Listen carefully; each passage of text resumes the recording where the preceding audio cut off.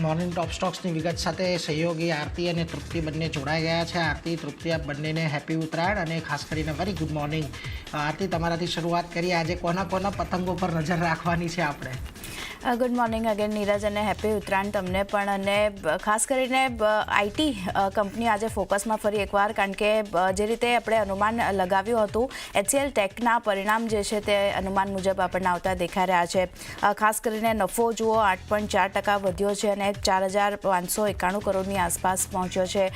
સામે રૂપિયા આવકની વાત કરી લઈએ તો ત્યાં પણ 3.6%નો વધારો જોવા મળતો દેખાઈ રહ્યો છે. એબિટા ડોલર આવકની સામે વાત કરી રહી તો 3,533 મિલિયન ડોલર પર પહોંચી છે. અનુમાન હતું 3,545 મિલિયનની આસપાસ, ત્યાંથી થોડું ઓછું ખાસ કરીને ડોલર આવક જે છે તે રહેતી દેખાઈ રહી છે, પણ નંબર્સ જે છે તે અનુમાન મુજબ સાથે રહેતા દેખાઈ રહ્યા છે. 2.6% ડોલર આવક આપણને વધતી દેખાઈ રહી છે. એબિટાના ફ્રન્ટ પર જોઈએ તો 8.6% કંપનીના એબિટા જે છે તે વધતા દેખાઈ રહ્યા છે અને માર્જિન સુધર્યા છે. 18.6%ની સામે માર્જિન સુધરી 19.6% પર QOQ બેઝિસ પર આ નંબર્સ આપણે આવતા દેખાઈ રહ્યા છે. ખાસ એક ફોકસ HCL ટેક પર આજે રાખવાનું રહેશે. QOQ નંબર્સના બીજા જો સેગમેન્ટની આપણે વાત કરી લઈએ તો CC આવક ગ્રોથ જે છે તે 3.8% પર રહ્યું છે. અનુમાન હતું 4 થી 4.2%ની આસપાસ રહેવાનું, તેની સામે 3.8% પર CC આવક ગ્રોથ રહેતો દેખાઈ રહ્યો છે.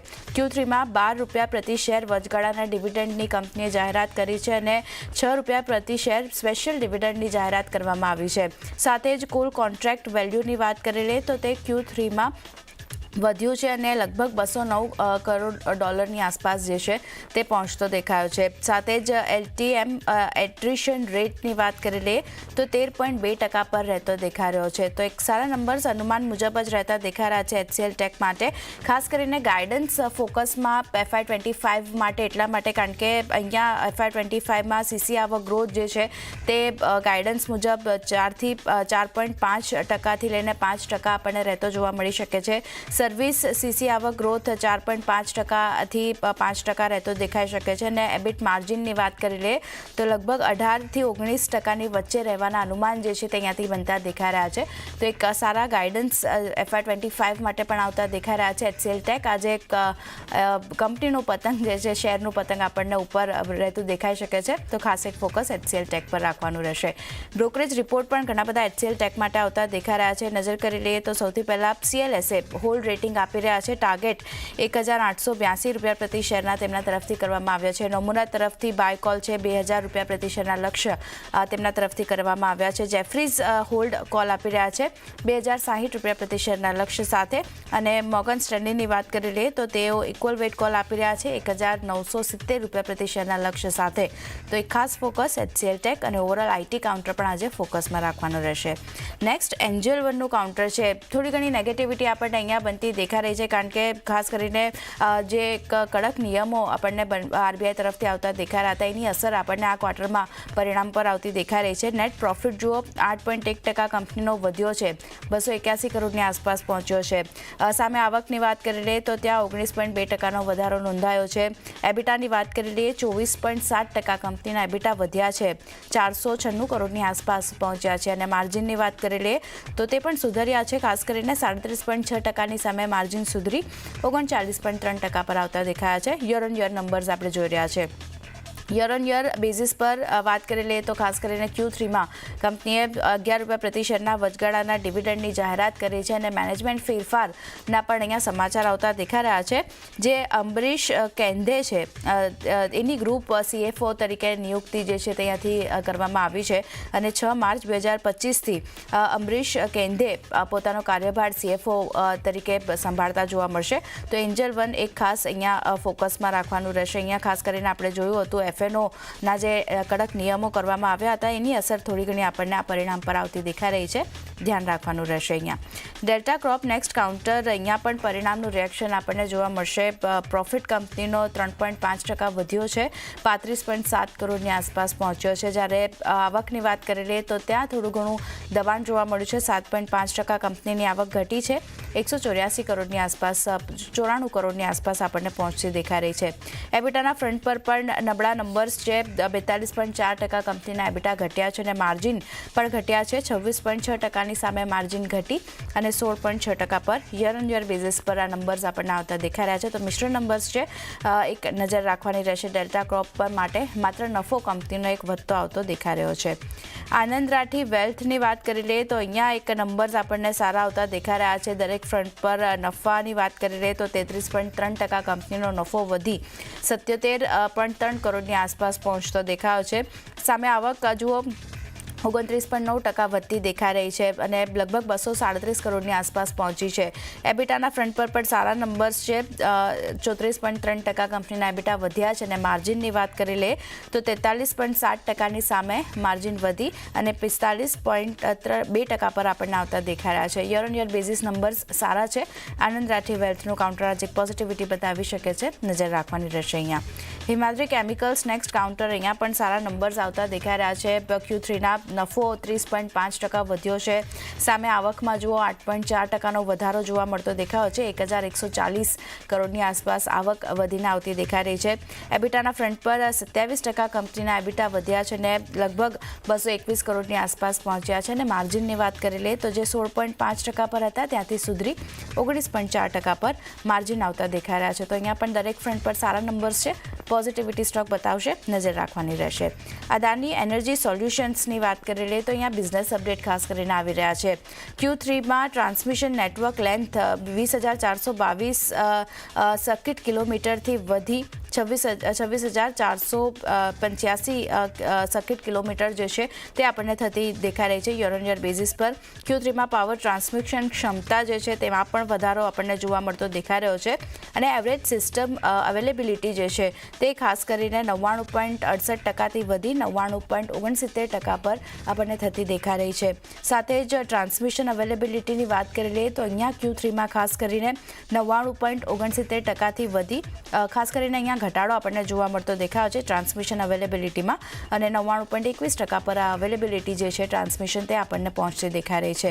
તો એવરેજ સિસ્ટમ અવેલેબિલિટી વધી છે પણ ટ્રાન્સમિશન અવેલેબિલિટીમાં એક ઘટાડો છે. તો ખાસ એક અદાની એનર્જી સોલ્યુશનના કાઉન્ટર પર પણ નજર રાખવાની રહેશે. બિઝનેસ અપડેટનું રિએક્શન અહીંયા જોવા મળશે. અને છેલ્લે મારા તરફથી JSW એનર્જીનું કાઉન્ટર છે. LOI મળવાના સમાચાર અહીંયા આવતા દેખાઈ રહ્યા છે.